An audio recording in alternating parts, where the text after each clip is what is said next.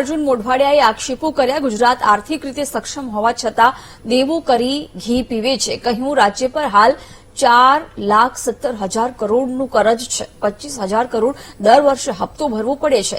30 વર્ષમાં વીજ મથકોની ઇન્સ્ટોલ કેપેસિટીમાં માત્ર 500 મેગાવોટનો વધારો કરી શક્યા. સરકાર પાસે પૂરતા પાવર સ્ટેશન ન હોવાથી મોંઘી વીજળી ખરીદે છે. કહ્યું કે સરકાર 15,000 કરોડની મોંઘી વીજળી ખાનગી ઉત્પાદકો પાસેથી ખરીદે છે. કચ્છની લાખો હેક્ટર જમીન મળતિયાઓને આપી દીધી હોવાનો અર્જુન મોઢવાડિયાએ આક્ષેપ કર્યો છે. ગુજરાત આર્થિક રીતે સક્ષમ અને સદ્ધર હોવા છતાં પણ રાજ્ય સરકાર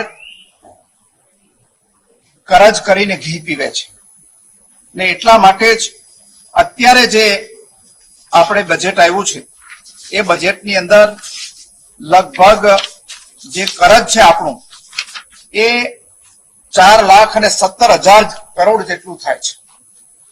એટલે આટલું ઊંચું કરજ હોવાને કારણે આ સરકારના લગભગ 47% જેટલા પૈસા તો એમના પગાર ચૂકવવામાં, પેન્શન ચૂકવવામાં અને વ્યાજ ચૂકવવામાં જાય છે અને બાકીના 25,000 કરોડ રૂપિયા જેટલો દર વર્ષે એનો હપ્તો ભરવો પડે છે.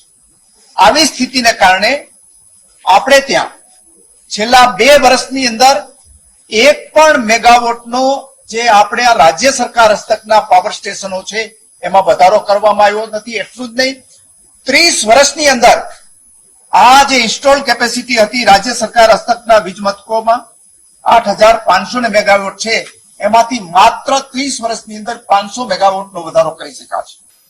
કચ્છની અંદર લાખો હેક્ટર જમીન આપી દેવામાં, પાણીના ભાવે આપી દેવામાં આવી છે.